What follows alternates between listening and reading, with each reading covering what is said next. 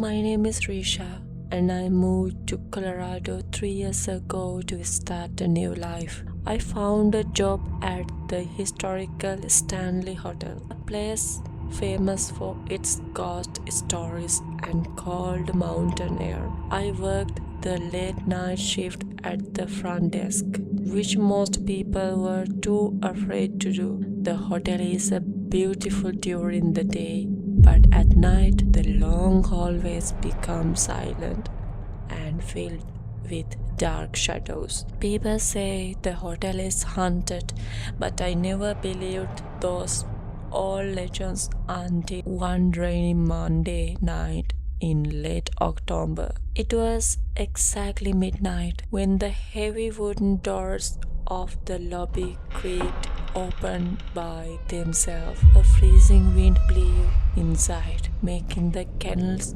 on the front desk flicker and die out. I was the only person in the lobby, surrounded by the smell of old wood and expensive perfume. The Stanley Hotel has a strange energy at night, as if the walls themselves are watching every move you make. I checked the computer system, but there was no new guest expected to arrive until morning. I felt a sudden sharp chill crawl slowly down my spine. The internal phone on the desk started to ring loudly, breaking the heavy silence of the lobby.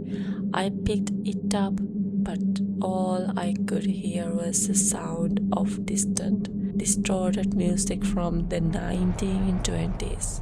It sounded like a scratchy vinyl record playing in the very large, empty room. Front desk, this is Reesha. How can I help you? I asked, my voice trembling slightly in the dark.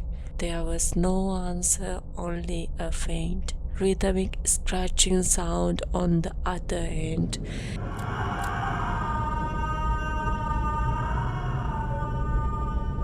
Then a soft female voice whispering my name clearly. Come to room 217.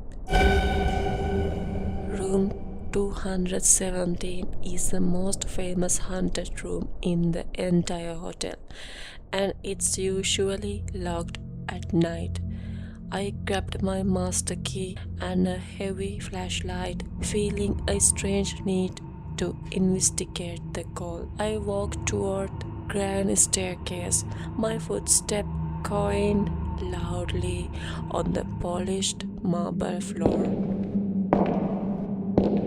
The hotel's analog security cameras followed me as I moved, their little red lights blinking like angry eyes. I looked up at the ceiling and saw the grainy reflection of the hallway in a dusty mirror. Everything felt heavy, like I was walking through deep water. As I reached the second floor, the air became noticeably colder and it smelled strongly of old roses. The hallway was narrow and lit by small flickering lamps that cast long distorted shadows on the red carpet. I looked at the security monitor mounted on the wall near the elevator. The footage was grainy and filled with analog noise, looking just like an old VHS tape from the 1990s. I saw a figure standing at the end of the hall, wearing long, dark coat. The person was standing perfectly still, just like a statue in the darkness. My heart is hammered against my ribs as I realized the figure was a woman who looked exactly like me. She had my long hair, my height, and she was wearing my blue staff uniform. I rubbed my eyes, thinking it was just a trick of the low light and the old mirrors. But when I looked back at the security screen, the woman was still there, staring directly into the camera lens. She slowly raised her hand and pointed toward the door of room 270. I felt a wave of pure cold terror wash over my entire body. I reached the door of room 217 and used my master key to unlock it. The door opened with a slow, agonizing creak that seemed to echo through the entire hotel floor. The room inside was pitch black, lit only by the pale moonlight coming through the large windows. I stepped inside, my flashlight beam cutting through the thick dust in the air. My furniture was covered in white sheets, making them look like silent ghosts sitting in the dark. I walked toward the large antique mirror standing in the corner of the bedroom. When I shined my light on the mirror, I did not see my own reflection at first. Instead, I saw the same woman from the hallway sitting on the edge of the bed behind me. I spun around quickly, but the room was completely empty. There was no one there but me. I looked back at the mirror.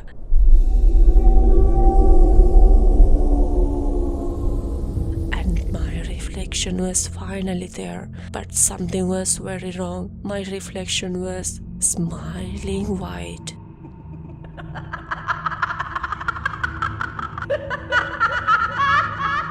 Unnatural smile that I was not actually making. Her eyes were white and glowing with a terrifying, predatory yellow light that filled the glass. The reflection of me inside the mirror started to move independently, reaching its grey, plastic-looking hand toward the glass surface. I tried to back away, but my feet felt like they were frozen to the floorboards. I have been waiting for you, Reesha.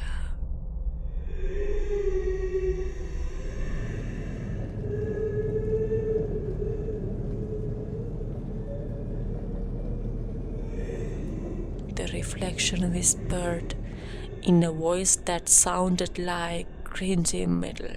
The glass of the mirror began to ripple like water, and the creature started to scroll out into the real world.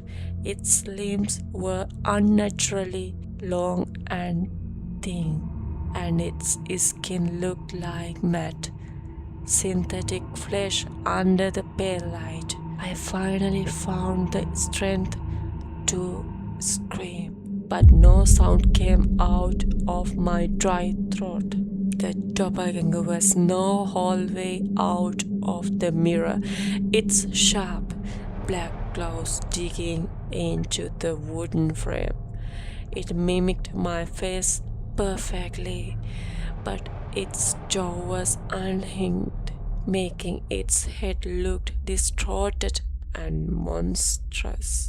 I realized this thing was a mimic, an entity that had been trapped in the Stanley Hotel for decades. It wanted to escape the mirror and take over my life in the outside world. I swung my heavy flashlight at the creature's head. The flashlight passed right through its head like it was of thick smoke and shadows. The creature laughed, a sound that was a twisted version of my own laughter, echoing off the walls.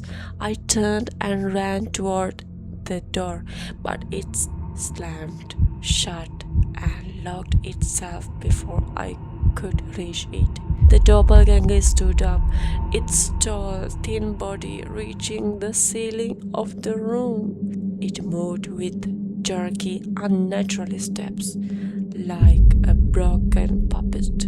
Its yellow eyes stayed fixed on me, never blinking, filled with an ancient and hungry malice. I scrambled toward the window, hoping to break the glass and jump onto the balcony below. Behind me, I could hear the scratching of its long claws against the floor. There is no escape from the Stanley, Reesha, the mimic whispered, its voice now coming from every corner of the room. I grabbed a heavy chair and threw it at the mirror, hoping to break the connection. The mirror shattered into 1,000 tiny pieces, and for a second the room went completely silent. I thought I was finally safe from the dark entity. However, the silence did not last long, as every single shard of glass on the floor began to glow with yellow light. Each tiny piece of the mirror now showed a small version of the creature's terrifying smiling face. 1,000 voices started to whisper my name at once, creating a deafening, terrifying noise. The shadow in the room began to rise and take a shape of the mimic, surrounding me in the circle. I felt cold, invisible hands grabbing my arms and pulling me toward the darkness. I was losing my grip on the real world. The last thing I remember seeing was the doppelganger standing over me, looking perfectly human once again. It adjusted its uniform and brushed its hair. Looks exactly like the Reesha who had walked in the hotel that evening. It picked up my keys and my flashlight, moving with a grace that I never had. It looked down at me with those cold yellow eyes and whispered, "Thank you for the life." Then everything went black as I was put into the cold, empty void behind the broken mirror shard. The next morning, the manager of the Stanley Hotel found the front desk empty. He checked the security footages and saw me walking calmly out the hotel at 6 a.m. I looked normal on the grainy analog monitor, but I had a strange, wide smile that never faded. The woman on the screen waved at the camera and walked into the bright Colorado sunshine, never to return. The real Reesha was trapped forever in the walls of room 217. If you visit the Stanley, be careful when you look into the all mirrors. This is Horror Wink, United States. Please subscribe for more horror analog horror stories and don't forget to comment below. Thanks for watching.